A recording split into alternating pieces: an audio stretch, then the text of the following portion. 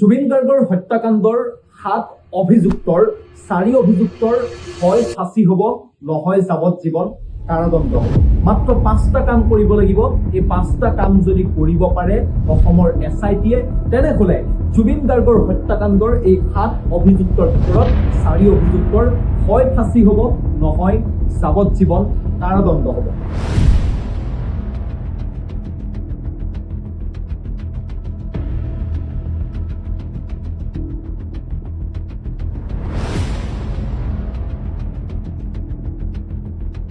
প্ৰথম অভিযুক্ত হৈছে সিদ্ধাৰ্থ শৰ্মা।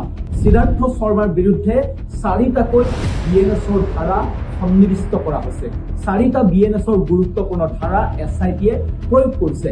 তাৰ ভিতৰত আটাইতকৈ গুৰুত্বপূৰ্ণ ধাৰাটো হৈছে BNSৰ 103, অৰ্থাৎ পূৰ্বৰ IPCৰ যিটো 302 ধাৰা, অৰ্থাৎ কোনোবা এজন ব্যক্তিক যেতিয়া হত্যা কৰা হয় সেই হত্যাৰ যিটো ধাৰা, সেই হত্যাৰ ধাৰাটো সিদ্ধাৰ্থ শৰ্মাৰ বিৰুদ্ধে SIT-য়ে প্ৰয়োগ কৰিছে। দ্বিতীয়গৰাকী অভিযুক্ত হৈছে শ্যামকান্ত মহন্ত। এই শ্যামকান্ত মহন্তৰ বিৰুদ্ধে SIT-য়ে 6টাকৈ ধাৰা প্ৰয়োগ কৰিছে।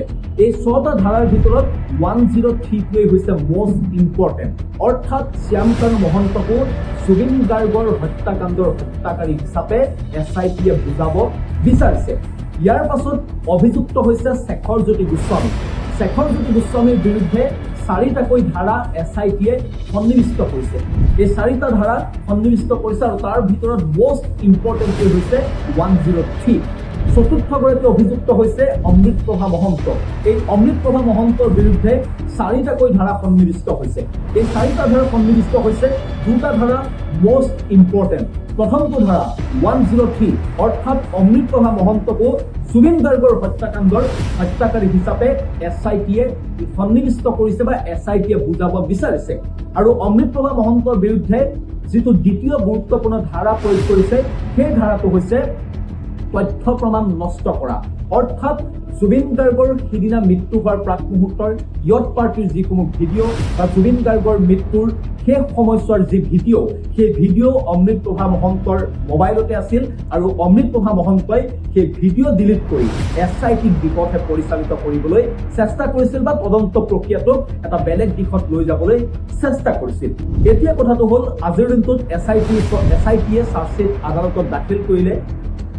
অতি কম দিনৰ ভিতৰত বিচাৰ প্ৰক্ৰিয়া আৰম্ভ হ'ব, আদালতত ট্ৰায়েল প্ৰক্ৰিয়া আৰম্ভ হ'ব আৰু তাৰ পাছতেই এই 7 অভিযুক্তৰ ভিতৰত এই 4 অভিযুক্ত, মই যিকেইজনৰ নাম ক'লো, সিদ্ধাৰ্থ শৰ্মা, শ্যামকান্ত মহন্ত, শেখৰজ্যোতি গোস্বামী আৰু অমৃতপ্ৰভা মহন্ত, এই 4 অভিযুক্তৰ হয় ফাঁসি হ'ব নহয় যাৱজ্জীৱন কাৰাদণ্ড হ'ব পাৰে। কিন্তু ইয়াৰ বাবে এটা বিশেষ কাম থাকিব। কামটো হ'ল যে SIT-য়ে চাৰ্জশ্বিট দাখিল কৰি মানে SIT-ৰ কাম শেষ হৈ যোৱা নাই বা চৰকাৰখনৰ কাম শেষ হৈ যোৱা নাই। এতিয়া কথাটো হ'ল 103 ধাৰা প্ৰয়োগ কৰিছে। 103 ধাৰা প্ৰয়োগ কৰা মানে এই 4 অভিযুক্ত হত্যাকাৰী বুলি প্ৰমাণিত হোৱা নাই। এতিয়া SIT-য়ে বা চৰকাৰখনে জুবিন গাৰ্গৰ হত্যাকাৰী হিচাপে এই সিদ্ধাৰ্থ শৰ্মা, শ্যামকান্ত মহন্ত, শেখৰজ্যোতি গোস্বামী আৰু অমৃতপ্ৰভা মহন্তক আদালতত প্ৰমাণ কৰিব পাৰিব লাগিব। আদালতত প্ৰমাণ কৰিবলৈ হ'লে উপযুক্ত তথ্য প্ৰমাণ, জুবিন গাৰ্গক কেনেদৰে হত্যা কৰিছিল, কি উদ্দেশ্যৰে জুবিন গাৰ্গক হত্যা কৰা হৈছিল, কি উদ্দেশ্যৰে অসমত হত্যাৰ পৰিকল্পনা কৰি জুবিন গাৰ্গক ছিংগাপুৰত নি হত্যা কৰা হৈছিল, এই সকলোবোৰ তথ্য প্ৰমাণ অতি নিখুঁতভাৱে আদালতক দিব লাগিব।